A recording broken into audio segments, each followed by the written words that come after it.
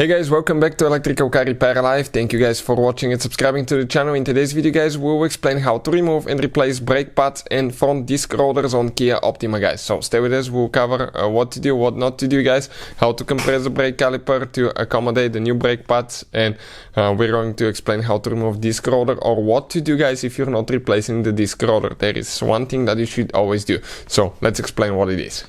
So, if you guys have a Kia Optima generation 2010 to 2015, that video should be helpful. It may be even helpful on the later generation because some things are interchangeable. Let me introduce you to the channel quick. Every single car we get at the garage, we try to make at least 200 to 300 free repair videos. We take them completely apart, we show you how to fix pretty much anything. Why we do that? Simply because our mission in the shop is to save you as much money as we can. In addition guys, all we need in return, please subscribe to the channel and like the video. If you need to buy any parts, tools for your Kia Optima, we'll also share the link in the description of the video below where you can buy tools and parts for a really good price and quick shipping as well. That's where we get all our supplies from.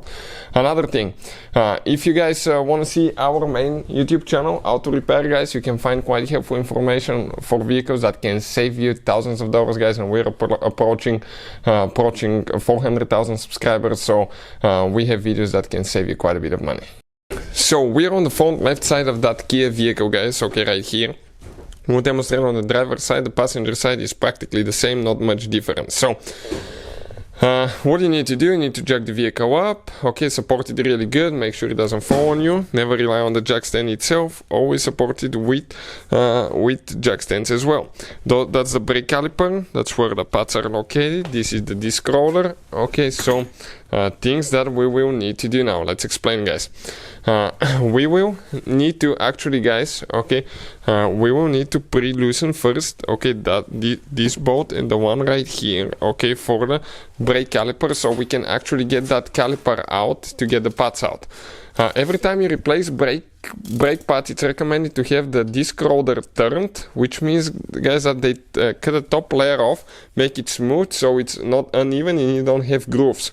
But you can do that only if you meet the certain, okay, thickness of the rotor. If it's too thin, you cannot do that and you have to replace it with a new one. If you want to see where you can get new rotors and pads for a really good price guys and quick shipping, we'll put the link in the description of the video below. So one bolt is out, you can see if it starts spinning, you hold the guide, okay, with your wrench. So okay, now we should have done that. Okay, let's hold it there. We should have pre-loosened both. Wow, okay, both of them were still installed. Perfect. You need to get a wire guys, okay, and we will need to hang the brake caliper, okay, for the strut, so it's not hanging on the brake line, because if you let it hang on the brake line, that can cause damage to the brake line and you may lose your brakes later. That will be the time to inspect brake lines, make sure they're not cracked, broken, anything like that. Always inspect everything once you have the wheel in the air. Perfect.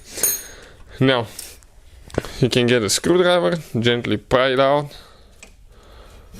Okay, perfect, and it comes out. You can see like that.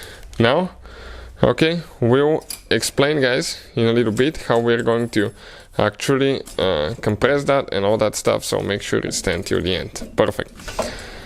Those are the brake pads here.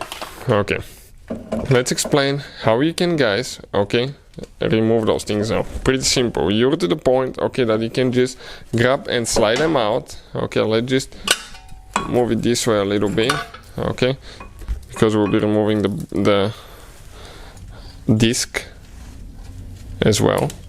Perfect, it's out. The inner one is the one that detects, okay, you're going to get a brake light. If it's wore out, it's going to contact the disc, and as a result you will get, okay, well, this one actually is not electronics. You're not going to get a brake light, it's just going to make a noise, squeaking noise, so you will know that you need new brakes, because there is no sensor, no brake sensor or anything like that to detect actually that the brake pads are wore out. So what else we need to do? Next we need to remove that bracket here guys, okay, because without removing that bracket you cannot get the rotor out. But before we do, okay, let's spray a little bit of penetrating oil right here on the rotor, okay, on the rotor and the bolts. Okay, I'll hold it right there. Perfect. A little bit on the bolts here, that hold the rotor so it can eat all that stuff while we're working on it. Let's remove that caliper bracket now. Okay, so this one is with a 17 millimeter. Okay, and this one will not fit, the long one will not fit. We need to use a short one, short socket, because we have a suspension bolt here. And the only thing that fits in our case was the torque wrench. Okay, otherwise we will not be able to remove it. So it's not recommended to get things loose with a torque wrench, but that's the only one that will actually fit in our case. Okay, so okay, perfect. This one got loose. The other one we can actually use. Okay, we can actually use the bar. Okay, to do it because it's accessible. The top one we cannot because of the suspension bolt there. You can see how tight this is. That's normal. So let's go ahead, do that.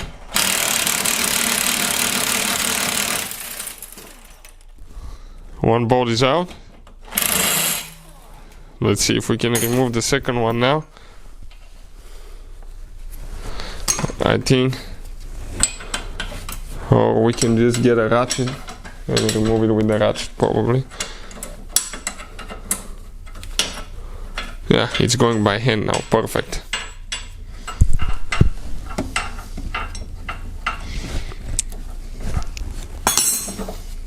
You may need to move it a little bit so it frees up, because if the rotor is hanging on that bolt, you will have hard time removing it by hand. I mean the bracket is hanging on that bolt. So now we're going to turn the brake disc. We have the vehicle in the air, so we can do that, and the keys in the ignition.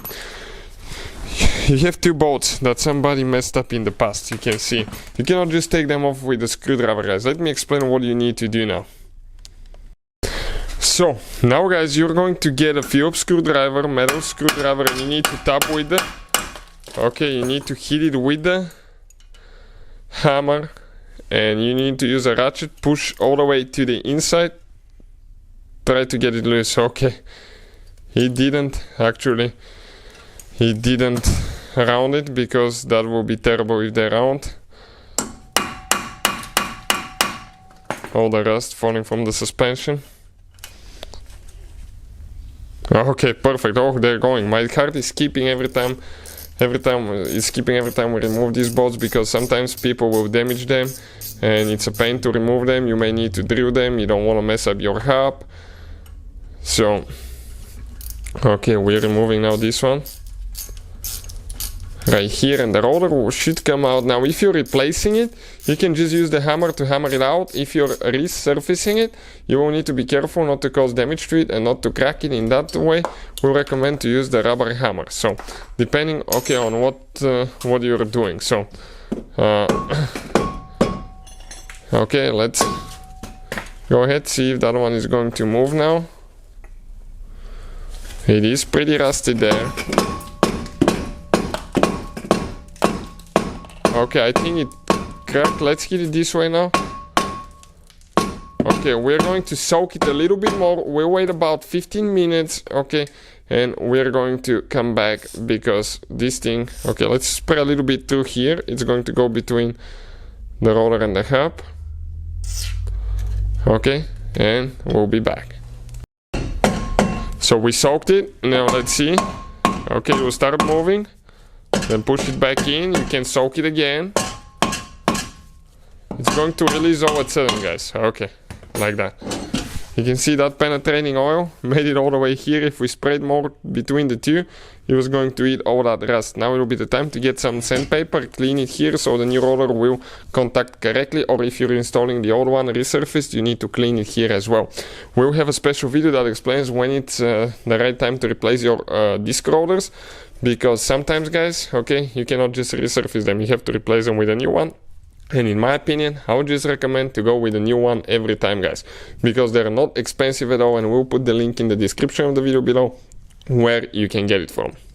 So Now guys, we need to, when you're installing new brake pads, they will be thicker, the new rotor, new disc will be thicker as well, so you need to compress the brake piston, the caliper piston, because otherwise it will not actually, you will not be able to install it on the brakes. So what you need to do, you need to clean here really good, make sure you don't have any dust, dirt. It's even recommended to get brake cleaner, spray it good, and wipe everything. Make sure that all that is not going to go inside, because when you push it in, all that will go in the seal and it can eat the seal later.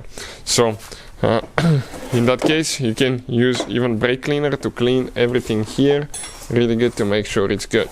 Then you need to get a brake caliper tool. Okay,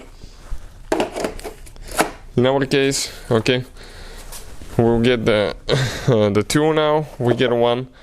We get the plate, one arm, and we just need to get this one.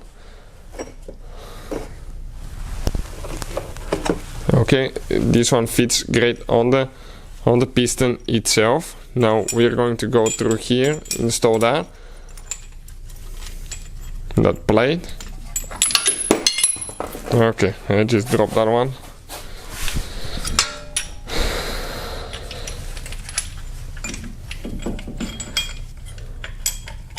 Push it in here, I'll hold it. Now you're going to screw it until the plate contacts the caliper. And some people recommend to open the cap on the brake fluid reservoir. Okay, sometimes you have a hole where it breathes, some don't.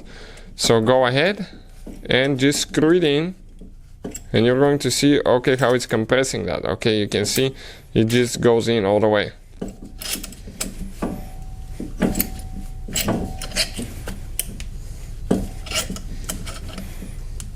Alright, a little bit more. Perfect. You can see ours is all the way in. Now, we will go ahead, okay, we'll go ahead and show you now, okay, what else you need to do. For the brakes, we'll have a special video about the brake caliper torque specs for all 4 bolts, what to expect. Now for the brake shims, okay, right here, most of the times with the new brakes you get new brake shims. It's recommended to replace them or clean them really good with brake cleaner, and you will need to apply grease to the brake shims where the pads move back and forth. You will need to get your new pads, okay, we're going to show in a second where you need to apply grease as well. That way they will not rattle, they will not be noisy as well. So let's explain that now. Okay, you can see you need to apply grease where the caliper contacts the brake pad, on the sides, okay, on the sides, and on the brake shims as well. And you will put it together in reverse order. We took it apart every time, guys. Okay, you put it together. There is one thing you need to do before you drive the car, while it's still okay with the wheel off. You need to go and pump the brake pedal at least, guys, 20-30 times to make sure you don't have play in the brake pedal when you have nice firm brakes, because otherwise you will have play here in the caliper, and which means that you will not have brakes the first few times you press the brake pedal. So you don't want that to happen. Now this we call it part 1, the brake pads removal. We'll go ahead, order our new set. We actually ordered it, it was supposed to come today but it didn't. And we have a part 2, installing the brake pads, and we'll have the torque specs and all that, so please check it out, because it's very important to do other things, and if you don't know, you can crash your vehicle. So hopefully the video will be helpful. Wait for part 2, guys. Thank you for watching and see you next time.